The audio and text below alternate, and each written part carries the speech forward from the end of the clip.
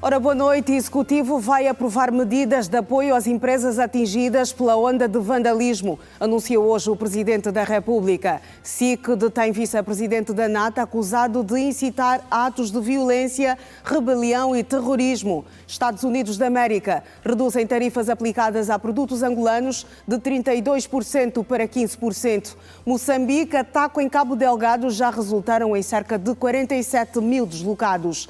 Girassol Jornal, sexta-feira, 1 de agosto. Bem-vindo à Atualidade.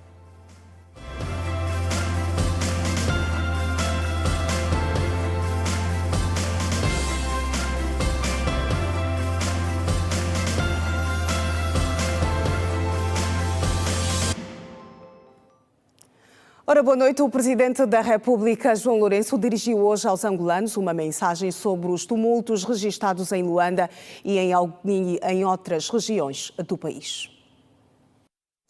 Angolanas e angolanos, caros compatriotas, no início desta semana, durante cerca de 2 dias, o país viveu momentos de angústia com os tumultos ocorridos, cujo epicentro foi a cidade de Luanda. A greve e as manifestações são direitos dos cidadãos, consagrados na Constituição e na lei, quando elas se realizam com o fim único de reclamar direitos ou protestar contra eventuais incumprimentos ou violações desses direitos por parte dos poderes públicos ou entidades patronais.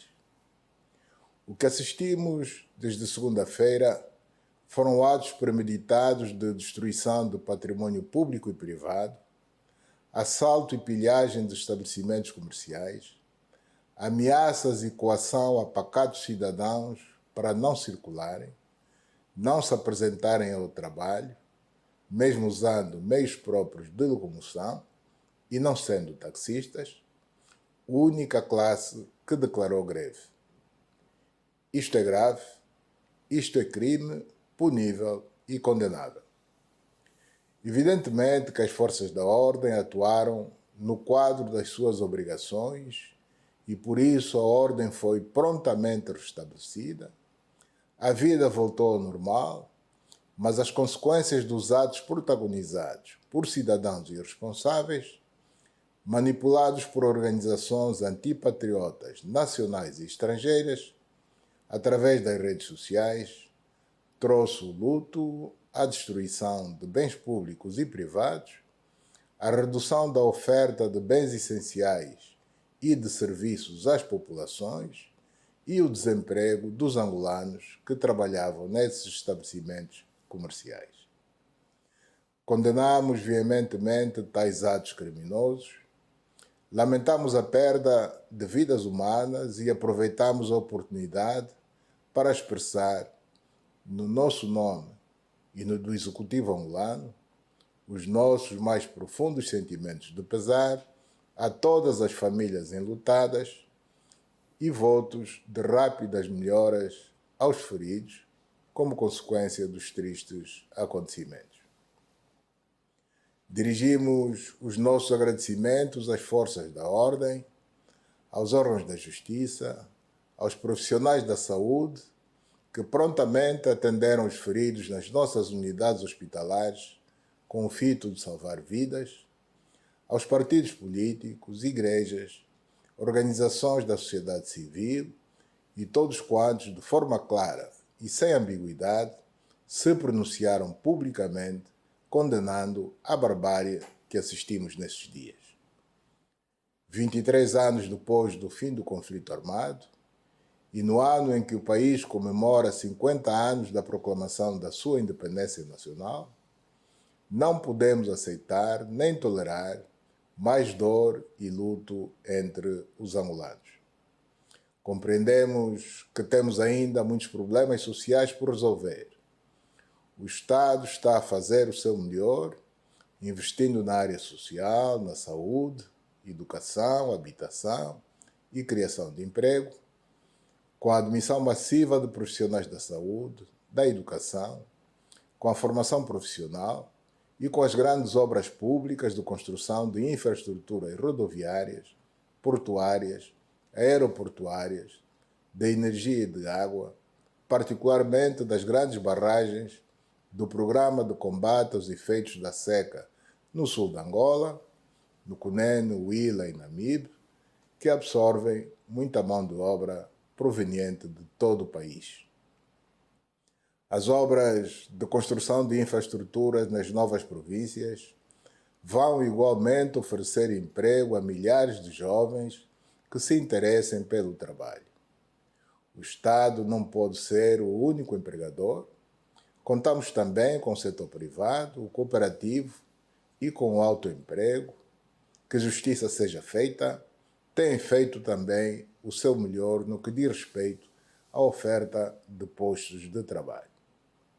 Os atos de vandalismo contra empresas e estabelecimentos comerciais de privados só vêm desencorajar o investimento privado e, com isso, reduzir a oferta de bens e serviços e de emprego para a nossa população. Por isso, esses atos ocorridos só podem ser entendidos como atos de sabotagem à economia, com vista a agravar ainda mais a situação social que vivemos. O Executivo angolano decidiu aprovar, já na segunda-feira próxima, medidas de apoio às empresas atingidas pela onda de vandalismo, com vista à mais rápida reposição de estoques e manutenção dos postos de trabalho ameaçados. Este episódio só vem confirmar que a educação dos nossos filhos, dos jovens, que serão as mulheres e homens do amanhã, não está nas plataformas e redes sociais, que não têm rosto nem identidade, mas na família, na escola e na comunidade comprometida com o presente e o futuro da Angola. Por isso, devemos concluir que o Estado, a família, as igrejas e as organizações da sociedade civil têm ainda muito trabalho por fazer nos domínios da educação cívica, moral e acadêmica dos nossos adolescentes e jovens. Quem quer que seja que tenha orquestrado e conduzido esta ação criminosa saiu derrotado e ajudou-nos a todos, ao Executivo e à sociedade, a tomar medidas preventivas e melhores formas de reagir em caso de reincidência, com vista a minimizar os danos sobre as pessoas e o património. Viva Angola! E sobre a mensagem do Presidente da República, temos também reações do economista Daniel Tindo. Primeiro temos a realçar que o comunicado de Sua Excelência Sr. Presidente da República é um comunicado há muito esperado. A sociedade esperava claramente um pronunciamento do Presidente da República enquanto titular do Poder Executivo, bem como o chefe do Estado angolano. Agora, quanto às relações que podemos aqui tirar, a primeira questão é que, tal como nós fizemos, o Presidente também condena os atos de vandalismo e pilhagem, mas reconhece aqui que, pese embora o Presidente ter declarado aqui que existem forças, tanto interna como externa, que terão motivado essas campanhas ou este tipo de ações, mas o Presidente reconhece aqui que parte delas também é resultante de uma insatisfação e descontentamento por parte da sociedade, daí que o Presidente anuncia um conjunto de ações do Executivo que tem sido levado a cabo, mas que há toda a necessidade destas ações refletirem de forma imediata na vida das populações. É algo que nós, enquanto sociedade, esperamos ouvir e esperamos sentir que, de facto, essas medidas, tanto para o setor social como para o setor econômico, se reflitam de forma imediata. Outra questão também que o Presidente faz muito bem é lamentar as vidas perdidas durante esses dias, e o Presidente diz que depois do que nós vivemos, depois de 23 anos de paz, a dor e o luto já não deve fazer parte na vida dos angolanos e todos nós concordamos com isso. A outra boa nova é o facto do Presidente ter anunciado que nos próximos dias, exatamente na segunda-feira, será aprovado um pacote de ajuda para o setor empresarial que foi concretamente vandalizado ou envolvido nestas ações. Nós dissemos que, tendo em conta os efeitos, as causas, ou seja, os efeitos e os danos que as empresas sofreram, havia necessidade do Estado intervir e o presidente passa aqui essa informação de que terá uma intervenção do ponto de vista econômico e financeiro. Vamos ver de que natureza serão essas medidas, mas eu penso que faz todo o sentido, tanto para dar sustentabilidade e reerguer os negócios, como também para a manutenção dos postos. Estamos a falar em mais de 90 estabelecimentos comerciais e há toda a necessidade aqui do Estado intervir com um pacote de ajuda para essas empresas. Eu penso que de tudo, fora as soluções do ponto de vista social que o presidente anuncia, que estão em curso, mas que há toda a necessidade de refletirem-se de forma imediata na vida das populações, essa ajuda, este apoio econômico ou financeiro que poderão vir nos próximos dias para essas empresas, faz todo o sentido neste momento, porque essas empresas foram totalmente, extremamente vandalizadas e por si só não seria incapaz de reerguerem-se, daí este apoio do Estado ou esta garantia do Estado de que de facto terão apoio.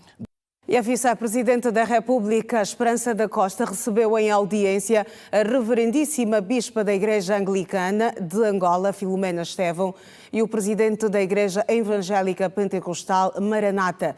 No centro das abordagens estiveram os atos de vandalismo e pilhagem que tiveram lugar em Luanda e em Umachai e em outras províncias do país.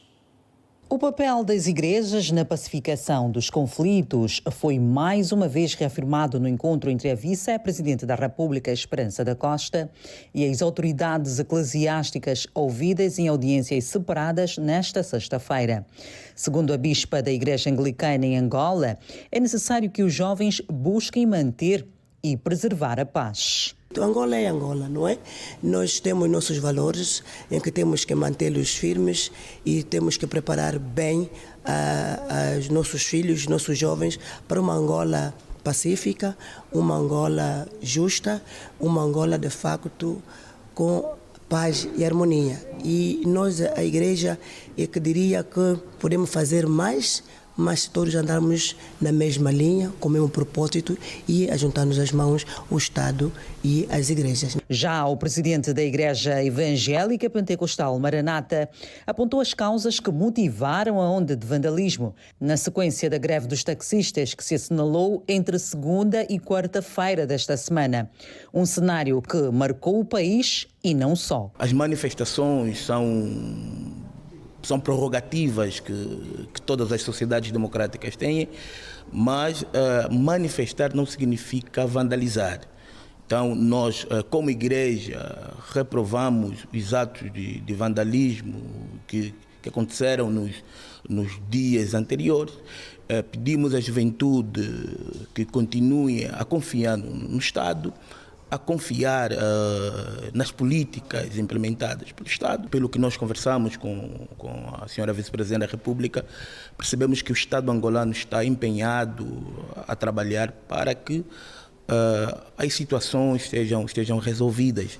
Daí que o Estado conta com as igrejas. Líderes religiosos recebidos pela vice-presidente da República apelam à comunidade jovem o compromisso com a paz e o bem-estar social. E o Serviço de Investigação Criminal deteve o vice-presidente da ANATA, Rodrigo Luciano Catimba, acusado de incitar atos de violência, rebelião e terrorismo. A detenção aconteceu nesta quinta-feira em Benguela e a informação foi avançada pelo porta-voz do SIC, Manuel Alaiua.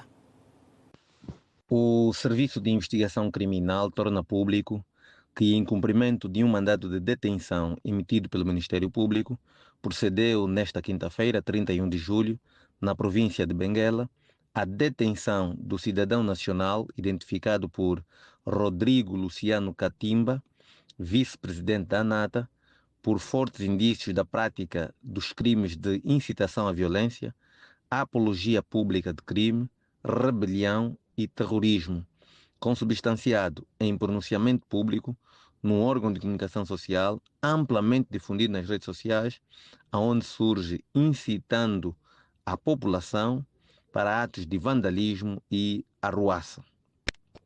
Referir que, dada a gravidade dos factos relatados, despoletou-se o competente processo-crime, que culminou com a sua detenção na província de Benguela, onde estava foragido depois das consequências resultantes dos seus pronunciamentos. Salientar que, cumpridas todas as formalidades, o cidadão ora detido será presente ao Ministério Público para trâmites legais subsequentes. Todavia, o SIC reafirma o seu forte compromisso de continuar implacável contra todos os cidadãos que insistirem na instigação à violência e apologia pública de crime. Por isso, apela à correta utilização das redes sociais para a não disseminação de mensagens de ódio e violência. Continuam as sessões do julgamento de cidadãos acusados de crime de participação em motim. Hoje, no Tribunal Provincial de Luanda, está a nossa colega de trabalho, Edina Firmino, que junta-se a este jornal com mais detalhes destas sessões. Edina, muito boa noite. Que novidades tens para nós a esta altura? Olá, Iracema Arnaldo, boa noite.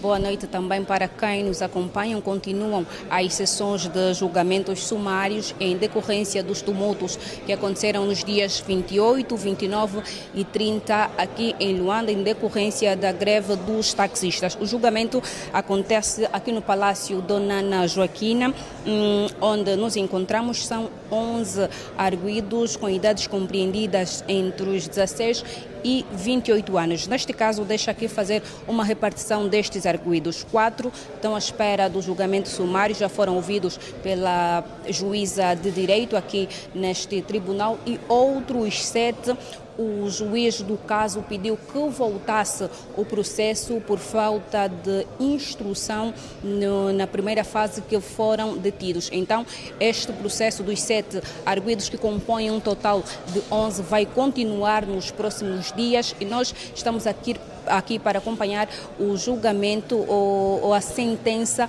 dos 4 arguidos acusados dos crimes de motim que aconteceram nos dias 28, 29 e 30 na província de Luanda. Deixa ressaltar que todos estes 11 arguidos são munícipes do Kazenga, nenhum deles é fora do Kazenga, e todo este caso que está aqui a ser desenrolado aconteceram nas lojas, nas ruas do município do Kazenga. Este é um ponto de situação do que acontece aqui no Tribunal Dona Ana Joaquina, porque continuam ainda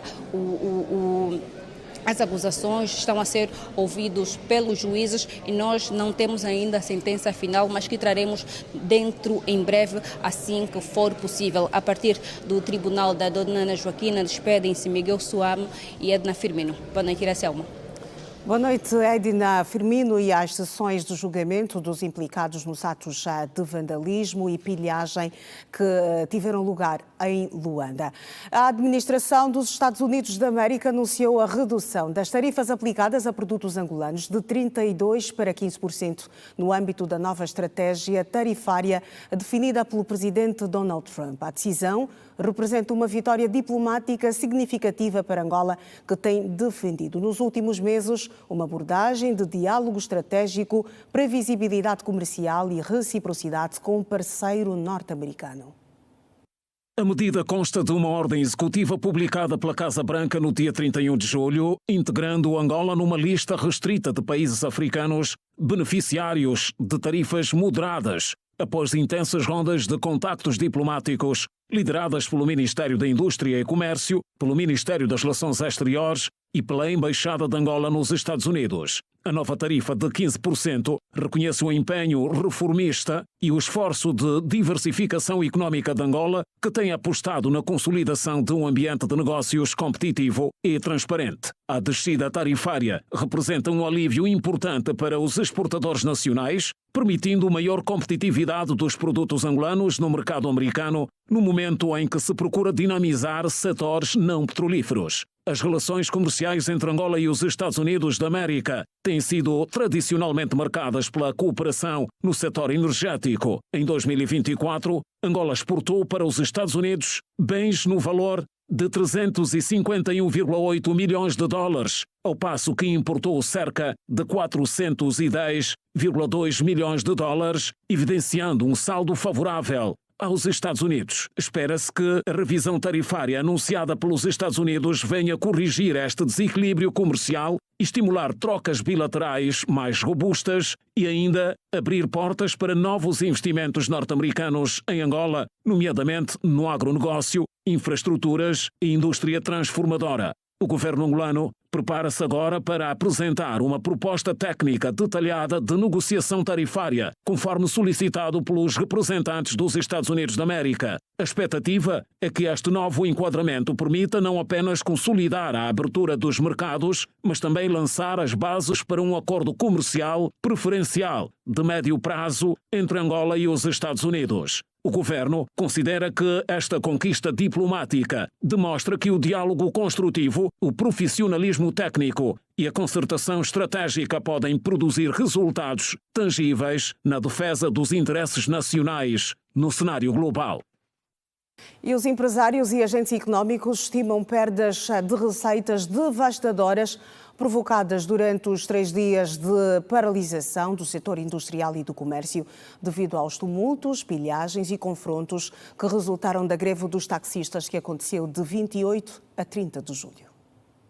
Durante os 3 dias de greve dos taxistas, que descambaram em tumultos, pilhagens e confrontos, o setor industrial e do comércio foi o mais afetado, ou seja, o setor econômico em Luanda foi forçado a paralisar devido a questões de insegurança. Passados 2 dias, empresários e agentes econômicos começaram a fazer contas dos prejuízos. Os danos que o país teve são devastadores e vão aos milhões de kwanzas, segundo Jorge Muhongo, secretário-geral da Associação de Empresas de Comércio e Distribuição Moderna de Angola, Ecodima. Se formos olhar para aquilo que são a manifestação de perdas, obviamente que o país em si acaba por, de certa forma, perder, porque são receitas diárias que, obviamente, quer o setor privado deixou de arrecadar, assim como as instituições ou o Estado por via dos impostos. Todavia, queremos afirmar que a paralisação teve contornos devastadores, porquanto os estabelecimentos comerciais vandalizados acaba, por certa forma, empregar aquilo que são os postos de trabalho. Um balanço provisório da Ecodima indica que durante os 3 dias de paralisação dos serviços foram vandalizadas 92 unidades comerciais. As lojas Arreou, com 72, e Esquebra, com 6, são as que mais sofreram. Qualquer paralisação reverte-se completamente naquilo que é a balança, não é? Tanto comercial de qualquer instituição. De qualquer das formas, a paralisação como um todo, e porque não havia, de certa forma, condições de ordem pública para que quer o comércio, quer a indústria funcionassem em pleno, portanto estamos a falar aqui de perdas significativas, não é? De milhares e milhares de kwanzas que seriam, obviamente, arrecadados se o comércio tivesse a funcionar em pleno. O economista e investigador Bernardo Vaz entende que o impacto econômico desta paralisação do setor do comércio e da indústria vai além do econômico. Sublinha que tem igualmente danos sociais significativos. Muitas das lojas aqui com destaque para o Arreio, que perdeu cerca de 72 lojas, isso faz com que muitas famílias que trabalhavam nessas lojas, supermercados e também pequenos comércios fiquem desempregados. Então, e esse desemprego depois faz com que as famílias não tenham renda. Se não têm renda, não podem consumir. Okay? Mas agora, se olharmos para o ambiente de negócio como um todo, é a imagem do país que fica beliscado lá fora. Por exemplo, nós já temos um ambiente de negócio difícil. Okay? Hoje em Angola, fazer negócio, abrir uma empresa, conseguir crédito para começar um determinado investimento já é muito difícil, fruto da conjuntura como um todo. Então depois vem mais esse problema da vandalização, que põe em causa a propriedade privada, porque a base do capitalismo é a defesa da propriedade privada. Se o empresário percebe que a sua propriedade não está protegida ou não será protegida em caso de vandalismo como que aconteceu agora, ele pensa 2 vezes em investir nesse país. Para o investigador econômico, é necessário um trabalho estrutural profundo da conjuntura econômica do país. Muito do que aconteceu desse protesto deriva-se de questões estruturais profundas. Estamos a falar de pobreza, desemprego elevado, taxa de inflação alta, porque você já está num país que você tem um desemprego na ordem dos 30%, tem uma inflação em média, né, se pegarmos os dados de 2024, nós estamos a falar na ordem de mais de 20% de inflação, ou seja, todos os anos o angolano perde 20% do seu poder de compra. Okay? Então, num ambiente como esse, eles vejam mais os preços do combustível a subir, isso reduz já os baixos salários, que muitos angolanos temos que lembrar que o salário mínimo é 70 mil kwanzas. Então, preços a subir, resultante dessa inflação elevada que o país vive, mais um aumento no preço dos combustíveis, é claro que as famílias ressentem. Agentes econômicos estimam perdas devastadoras no setor industrial e do comércio, forçadas a paralisar durante 3 dias de greve dos taxistas devido aos cenários de vandalismo e pilhagem. E alguns produtos da cesta básica, como o arroz e o óleo vegetal, registraram uma ligeira subida nos preços. O saco de arroz de 25 quilos, que antes era comprado a 17 mil kwanzas, está agora a ser comercializado a 20 mil kwanzas. O preço dos frescos também registrou uma ligeira subida. Numa ronda efetuada pela rede Girassol em alguns armazéns da capital do país, podemos verificar um aumento significativo de certos produtos do mercado angolano. Falamos da caixa de coxa e asinhas, afirmou o chamador Relaxo. A coxa está a 19.750, o entrecosto 32, tenda 22, asa 29 mil. O carapau está 48 a caixa. Subiu porque antes, por exemplo, o rabinho era 6.500. Agora o rabinho está a se comprar 24. Agora o rabinho está a se comprar 24. Assim, que era a 7 mil e tal, agora está 29. O carapau 25. Já subiu para... O carapau grosso está 52. O médio é que está 48. Claro que os preços estão muito altos. Asa subiu hoje. Ontem estava 27.500. Hoje subiu para 29. E a coxa também, onde estava 18.700, subiu para 19.750. A cesta básica também não fugiu à regra. Dionísia, Júlio e Bernadette afirmam que produtos como o arroz, óleo vegetal e o açúcar registraram igualmente uma variação. Agora estamos a comprar a 45 mil o saco de açúcar, o arroz estamos a comprar a 20 mil, independentemente da marca, porque também tem arroz de 17 mil, tem arroz de 17 mil, tem arroz de 19, tem arroz de 20. Então isso vai independentemente da qualidade do arroz. O óleo estávamos a comprar a 19, 18.700, 18.800, mas agora estamos a comprar a 22 mil a caixa, que já está muito alto. Então, comprando 22 mil, só temos que vender também já 2 mil para tirar alguma coisa. Os munícipes Fernando Simão e Dionísia Júlio acreditam que na base desta alteração estão os tumultos ocorridos no início da semana e temem que a situação possa piorar. Porque é a economia, porque nós já estávamos com uma expectativa de comprarmos as coisas a um preço mais acessível e agora que subiu, estraga algumas coisas que são o nosso cronograma, né, do mês. O salário já não chega para comprar quase tudo. A caixa de massa não, mas o saco de arroz, sim, subiu, houve um acréscimo de 2 mil kwanzas. Isso mesmo vai subir. As lojas que davam possibilidades aos mais pobres, ou às pessoas que têm menos recursos, foram vandalizadas. Sim, eles subiram. Acho que é por causa do vandalismo que houve. Por causa disso e as coisas têm subido, porque anteriormente o preço não era este, era um preço mais baixo. No entanto, Felícia e Emílio relatam que a família tem enfrentado dificuldades para comprar os alimentos. Os preços estão muito alterados, a gente não tem como adquirir uma cesta básica todos os meses com o salário que a gente tem. Há famílias que só têm 70 mil por mês e eu estava a notar aí alguns produtos tipo o arroz está a 19.500, o óleo 37 mil, está muito acima do normal. É muito complicado saber que em casa só uma pessoa trabalha e recebe 70 mil por mês e vir até a loja fazer compra não dá para nada. E a escola mais subiu o preço, está tudo acima do normal.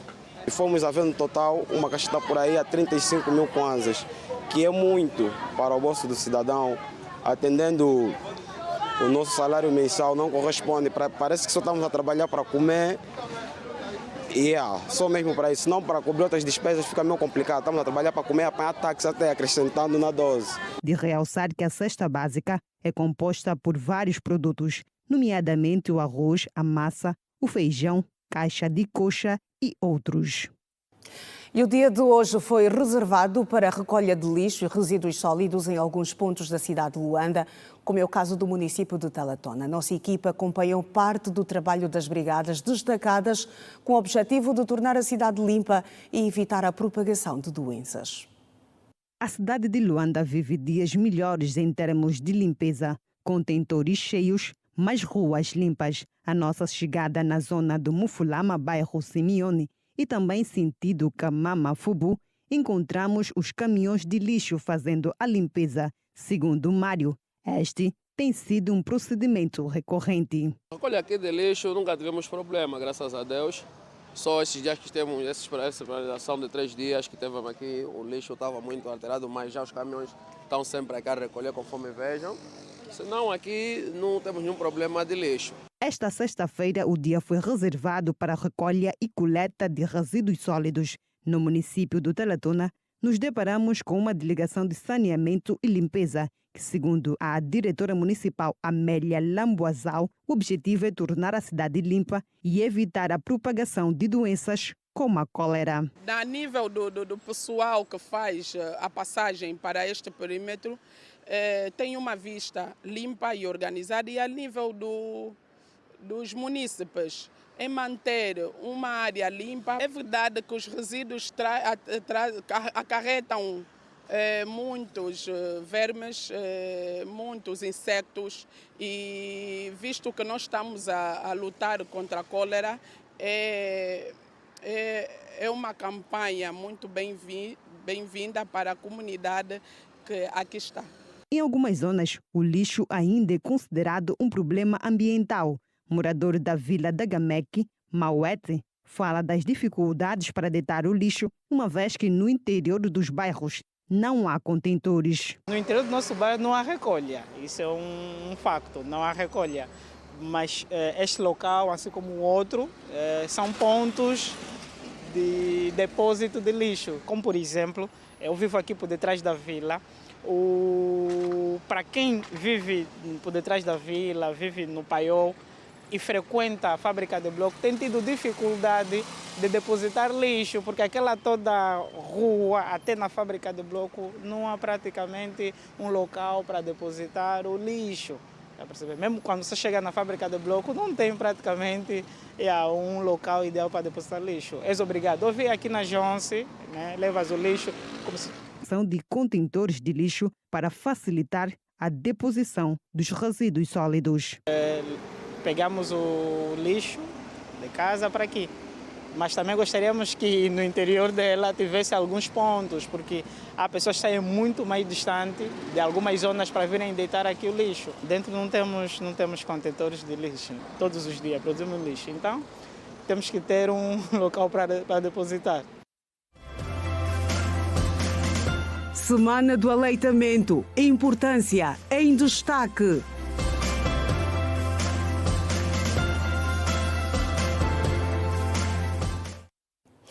O déficit de energia elétrica, água potável e degradação da via que liga o município do Cobal, na província de Benguela, a outras localidades do país são algumas das preocupações levantadas pelos cidadãos do município que dista a mais de 100 quilómetros da sede da província. Com cerca de 1 milhão de habitantes, o município que recentemente atingiu a categoria de município de classe A ainda se debate com problemas básicos que preocupam os cidadãos, entre os quais a problemática da energia elétrica.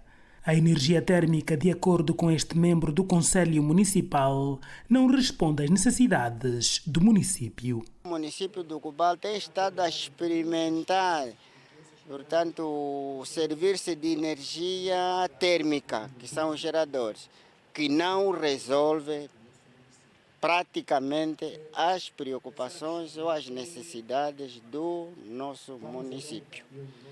E então, vista esta questão das vias de comunicação e da energia elétrica, acredito que será mais um passo à frente para que o município consiga lograr os êxitos que pretende. Outra preocupação está atrelada às vias de acesso, com realce para a Estrada Nacional que liga o município às demais localidades do país, o que dificulta o investimento, tal como afirmam os cidadãos.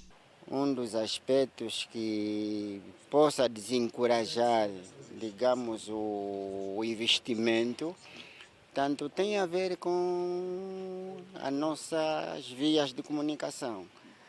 Tanto a nossa Estrada Nacional de Benguela para cá, tanto está péssima. E é preciso que se ponha a mão nessa estrada para que, de facto, tanto o nosso empresariado possa ter acesso rápido para vir ao encontro, digamos, das nossas necessidades aqui no Cubal. As preocupações dos munícipes foram levantadas durante um encontro entre o administrador municipal e a sociedade civil, com presença dos jornalistas. Sobre a energia elétrica, o administrador municipal justificou que, a par da espera da resposta do Ministério de Energia e Águas, está em causa a realização de um estudo de impacto ambiental para que a energia produzida pela barragem do Lumão chegue até a sede do município. Esse estudo de impacto ambiental é onde há de passar mais de 200 torres de 220 kV, no sentido de que não possa prejudicar absolutamente nada.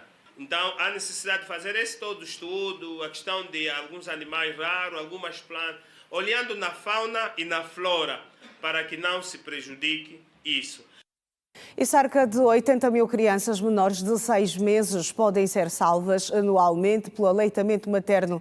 A informação foi avançada pela Ministra da Saúde, Silvia Lutucuta, no ato que marcou a abertura da Semana Mundial do Aleitamento Materno, que teve lugar nesta sexta-feira, aqui em Luanda.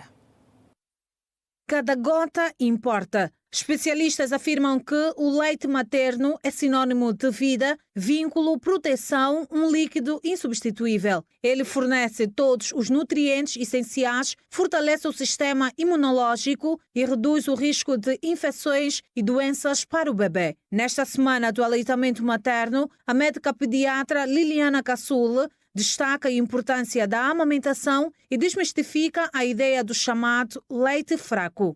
Nos primeiros dias de vida, após o parto, a mulher produz um leite mais de características similares à quiçangua, aqui para a nossa realidade. Este leite falsamente é interpretado como leite fraco, mas na verdade ele é o colostro, é considerada a primeira vacina do bebê e deve ser promovido. Portanto, todas as mulheres devem dar o seu leitinho aos seus bebês, mesmo logo após o parto. Tão logo mulher e bebê estejam bem, deve-se promover o aleitamento materno. Segundo a Ministra da Saúde, Silvia Lutucuta, a Organização Mundial da Saúde recomenda o aleitamento materno exclusivo até os 6 meses de vida do latente. A OMS recomenda a amamentação exclusiva a partir de 1 hora após o nascimento, até o bebê completar 6 meses de idade.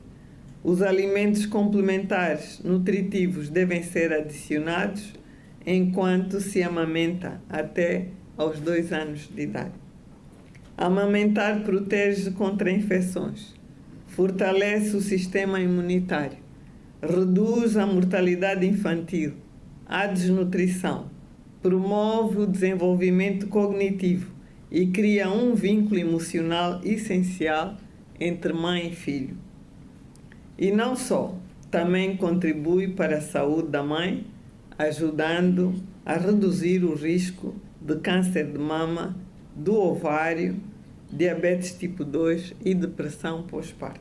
Os dados recentes apontam que 7 em cada 10 bebês estão a receber outros alimentos ou líquidos prematuramente. o que compromete a sua saúde e o seu desenvolvimento. Silvia Lutucuta acrescenta ainda que 800 mil vidas por ano podem ser salvas com a prática do aleitamento materno. Ao aumentar o aleitamento materno para níveis quase universais, poderemos salvar 800 mil vidas por ano, sendo a maioria crianças com menos de 6 meses. A amamentação diminui o risco de mães desenvolverem câncer da mama, câncer do ovário, diabetes tipo 2 e doenças cardíacas. A OMS estima que o aumento da amamentação poderia evitar 20 mil mortes maternas por ano causadas por câncer da mama. A pediatra Liliana Casul sublinha também que é fundamental que a mãe mantenha uma alimentação adequada durante o período da amamentação. Na verdade, existem mitos que acabam não sendo prejudiciais para o processo da amamentação. Muito pelo contrário, acabam consistindo como redes de apoio. E a alimentação da mulher que amamenta é crucial, porque ela tem que estar nutrida e hidratada. Quando se fala em oferecer mandioca, ginguba à mulher que está a amamentar, não é mal de todo, mas é importante perceber que não vale a pena apenas comer a mandioca e a ginguba. Para as mulheres infectadas com o vírus da hepatite B e têm receio de amamentar, a médica apresenta algumas alternativas. Existem várias alternativas, várias estratégias para se reduzir este risco. Uma delas é oferecer idealmente a imunoglobulina para hepatite B ao nascer, nas primeiras 12 horas após o parto, vacinar este bebê e a mãe pode amamentar em plenitude. É recomendado não despromover o aleitamento materno, mesmo nestas condições. Deve-se ter maior atenção a estes bebés e sim, o bebê é vacinado, respeitando aquilo que é o calendário nacional de vacinação, e deve-se praticar o aleitamento materno com uma vigilância mais apertada deste bebê. Angola deu passos importantes em 2021 com a revisão do Código de Comercialização de Substitutos do Leite Materno, essencial para garantir que o leite materno seja o primeiro e único alimento nos primeiros 6 meses de vida, mas ainda carece de aprovação e implementação. Priorizar o aleitamento materno por meio da construção de sistemas de apoios sólidos e sustentáveis é o lema mundial da Semana do Aleitamento Materno, que decorrerá até o dia 7 de agosto. É tempo para o intervalo aqui no Girassol Jornal. Regresse connosco. É curto. Até já.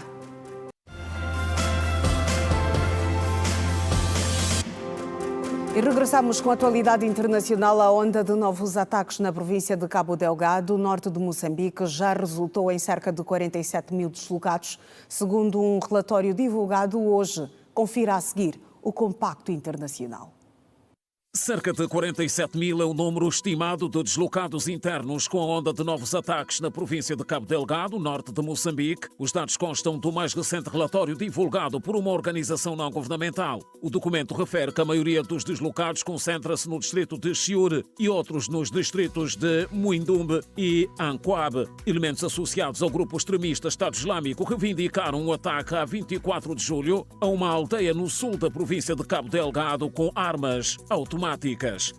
A Serra Leoa registrou mais de 5 mil casos de Mpox e 46 mortos desde o início do ano, segundo um balanço do Ministério da Saúde. O anterior balanço das autoridades, publicado em maio, apontava para 4.753 casos, que aumentou para 9 o número de centros de triagem e que, através de parceiros, mais de 206 mil doses de vacina contra o vírus foram adquiridas.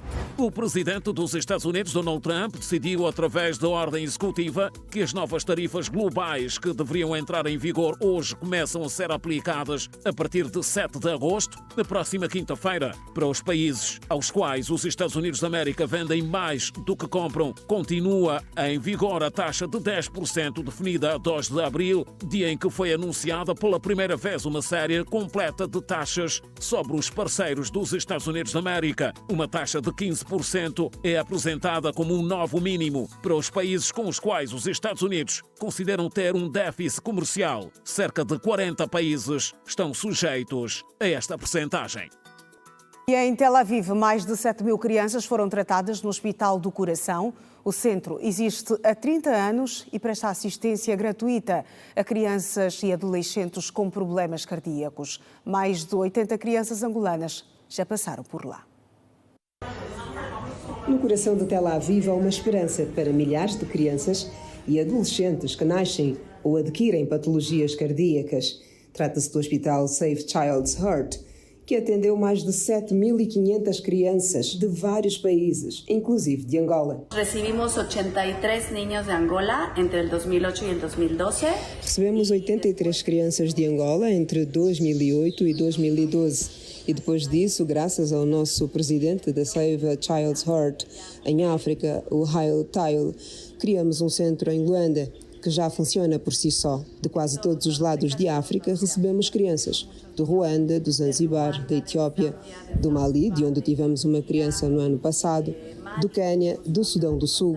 A maior parte das crianças que recebemos nos últimos tempos são de África. Todos os niños que hemos recibido no último tempo han sido de África. A Michelle está no projeto há já alguns anos e conta que médicos de vários países africanos recebem formação aqui para acudir situações semelhantes nos seus países. Trazemos médicos para que façam seu treinamento aqui em Israel.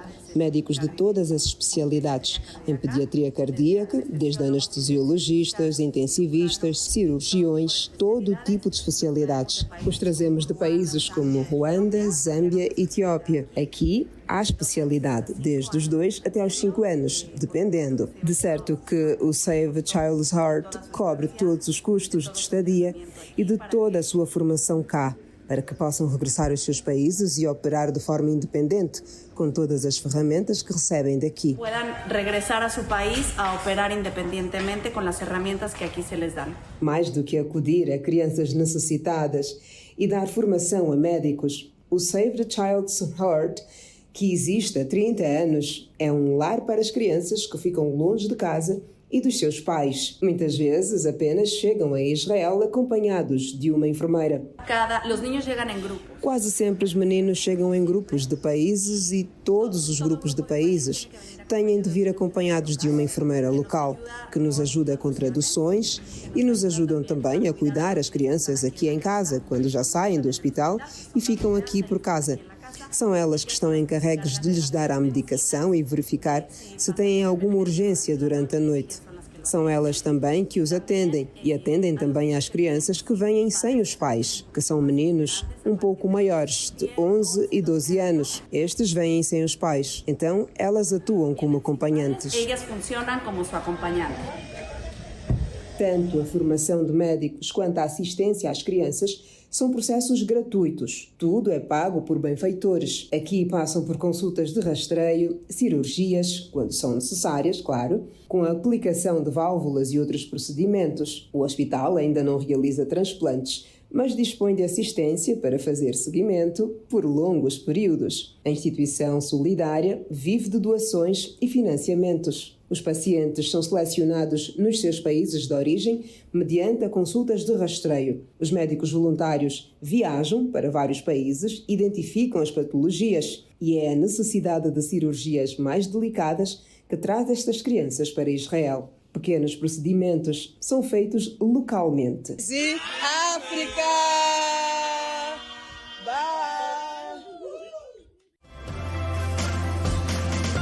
Cimeira da Juventude Africana. Preparativos em destaque.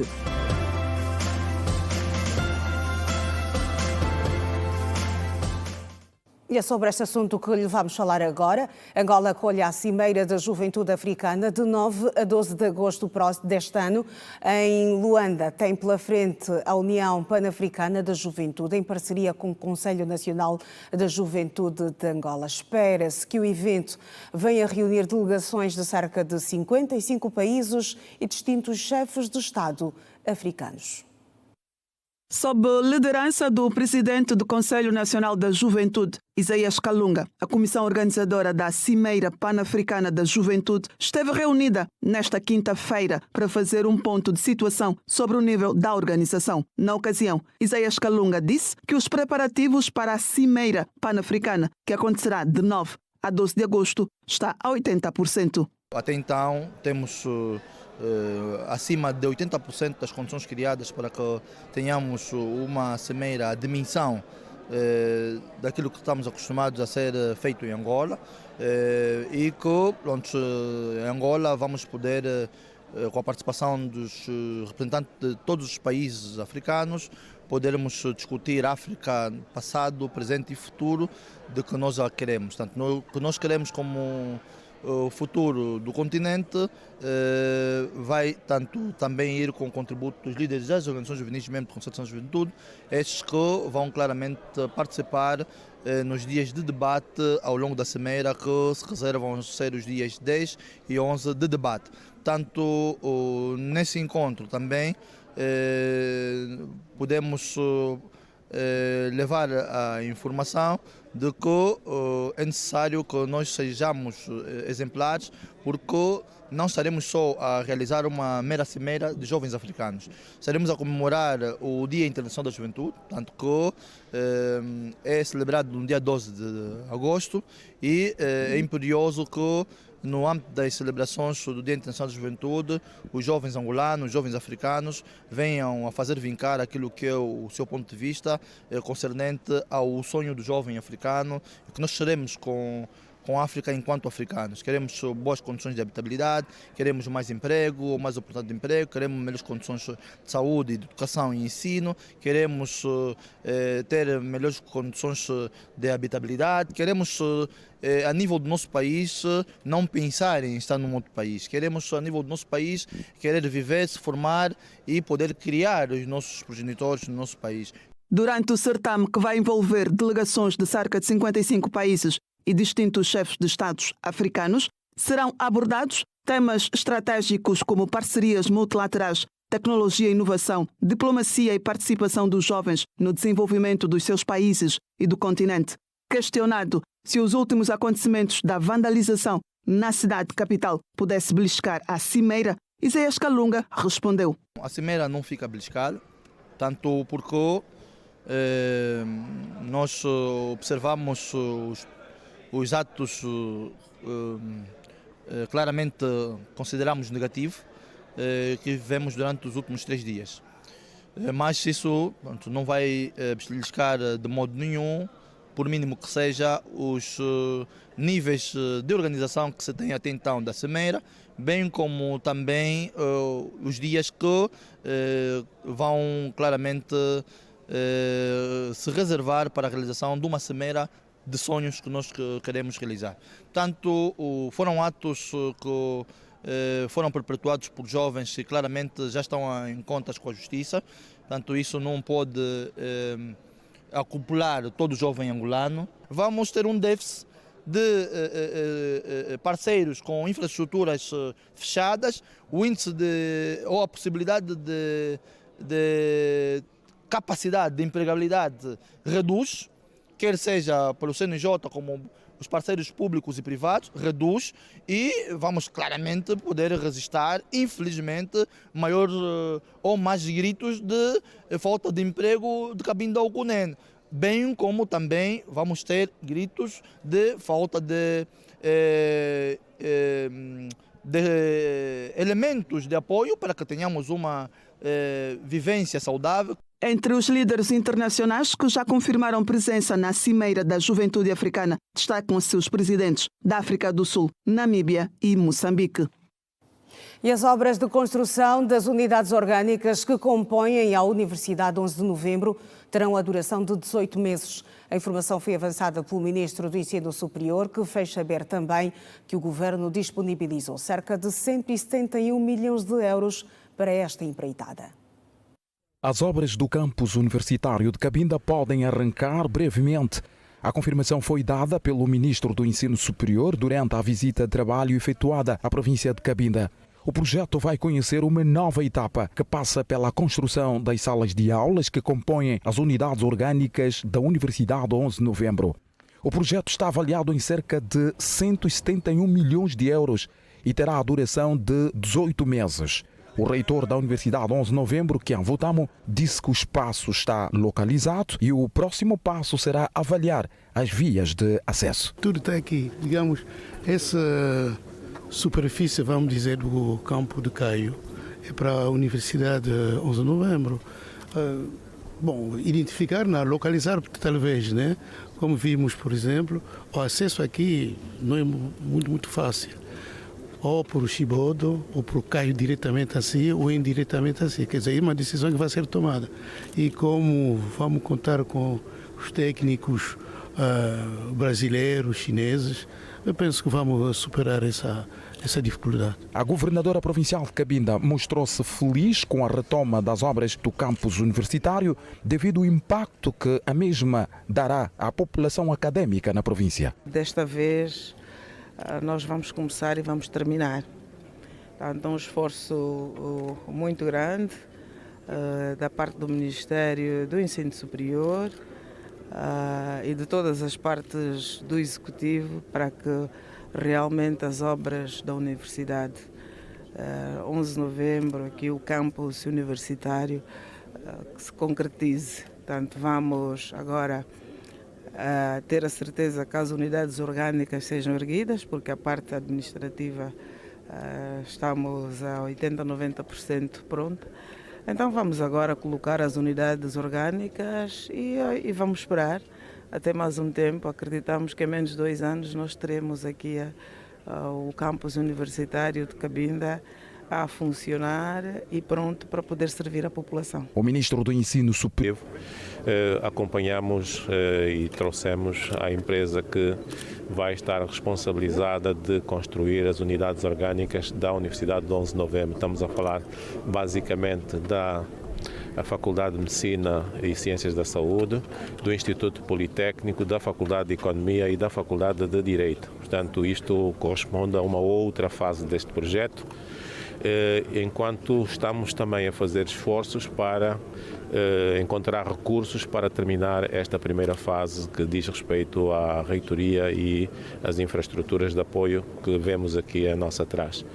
Portanto, este é o projeto que trouxemos, com uma perspectiva de obras e movimentações que deverão começar a curto prazo, para terminarmos tendo uma extensão de tempo que não seja superior a 18 meses. Obras do campus universitário de Cabinda arrancam brevemente e terão como prioridade a construção das salas de aula das faculdades de Medicina, Ciências da Saúde, Economia e Direito. Partimos para o último intervalo nesta edição do Girassol Jornal.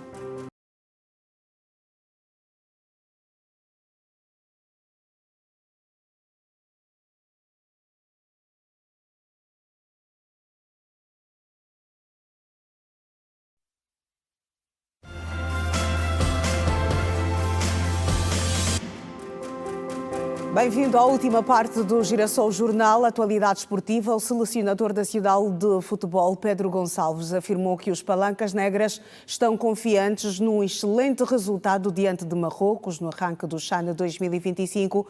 O timoneiro dos Palancas Negras mostra-se também preocupado com os últimos acontecimentos que assolaram o país. Apresentar no domingo e espero, evidentemente, num bom ambiente, com um bom relevado, espero eu, dar uma boa réplica à equipa de Marrocos e, evidentemente, superar e entrarmos da melhor maneira na competição. O desporto é alegria, é entrega, é dedicação, é paz, é liberdade para podermos, no fundo, soltar aquilo que melhor temos. E eu acredito que o povo angolano se reveja muito nesses valores, de maneira que, claro, que acompanhamos à distância, mas com muita preocupação pela família, pelos amigos, sobretudo por Angola, que tem muito para dar, tem um imenso potencial para dar e claro que todos os jogadores, toda a comitiva ficaram amplamente tensos com a situação, mas acredito que com o tempo tudo se vai encaminhar e que, obviamente, nós também consigamos ser um elemento social de unidade, que temos tanto apelado a isso, e de olhar para um futuro melhor. A Media Claque realiza a 5ª edição da Grande Conferência dos Negócios Desportivos no nosso país. Nesta edição, a pretensão é abranger mais investidores internacionais.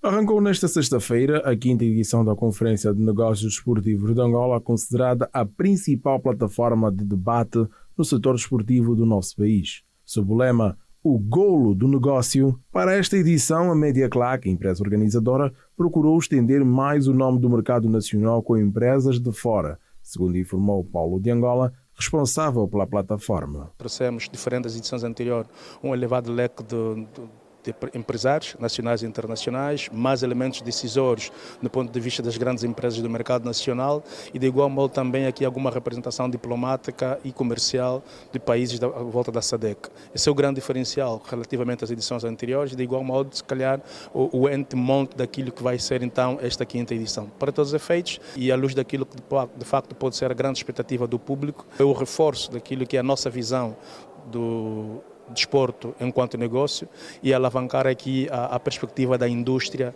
desportiva que ao longo desses últimos 4 anos, agora o 5º, temos estado a semear ou quiçá até a plantar. E falando em estender negócios, Alexandre Faria vem de Portugal e procura aqui alargar as relações com os clubes e disse ainda que tem visto muitos frutos. Eu sou vereador na Câmara Municipal de Cascais e Presidente da Assembleia Geral do Estoril Praia. O Estoril Praia já tem participado nas edições anteriores e tem já formalizado acordos no âmbito da Confenda com outros clubes aqui em Angola, nomeadamente com o Renascer do Estoril e com uma relação muito próxima também com o Interclube. Portanto, de alguma maneira, já tem sido frutuoso para nós e o que desejamos muito, como clubes de formação de atletas, passa por cimentar essas mesmas ligações e criar oportunidades, quer em Portugal, quer aqui, seja ao nível de intercâmbios de treinadores, mas também de atletas, e porque assim de facto crescemos em conjunto e temos que aproveitar estas possibilidades imensas e estas potencialidades destes nossos países. A Confenda tem servido de ponte para a notoriedade de várias marcas no mercado desportivo angolano. Para esta edição, que vai até o domingo, dia 3, terão vários temas em debate, tal como o papel do treinador na sustentabilidade do negócio, políticas públicas e direitos desportivos, patrocínios desportivos, entre outros. O Clube Desportivo Militar, 1º de agosto, a maior agremiação desportiva do país, completou nesta sexta-feira 48 anos de existência. O Clube Desportivo 1º de agosto foi fundado a 1 de agosto de 1977. O 1º de agosto que completa 48 anos de existência, é um dos maiores clubes do nosso país e um dos mais ecléticos, destacando-se nas modalidades de futebol, basquete, handball, natação e atletismo. No futebol, o 1º de agosto tem 32 títulos, 13 no Girabola Alegria do Povo, 10 na Supertaça e 6 na Taça da Angola, e habitualmente representa Angola nas competições da CAF. No basquete masculinos, o 1º de agosto ostenta 19 troféus do Unitel Basket, 13 taças de Angola e 12 taças Vladimiro Ribeiro a nível continental. Os militares têm 9 títulos da extinta Taça dos Clubes Campeões, que deu lugar à BAL.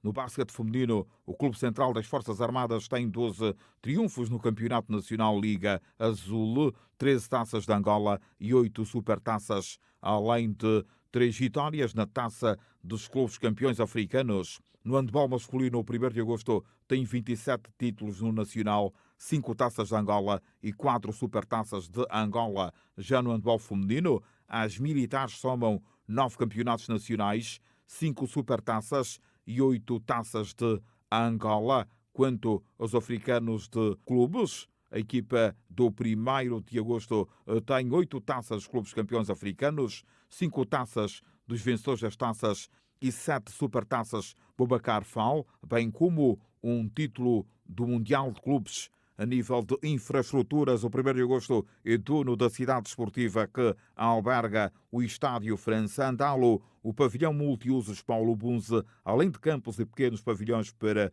os escalões de formação, bem como instalações que servem de residência aos jovens que se formam na Academia do 1º de agosto. O atual presidente do 1º de agosto é o general Gouveia de Sá Miranda. Estão contadas as notícias na edição de hoje do Girassol Jornal. Boa noite, fique bem e até a próxima.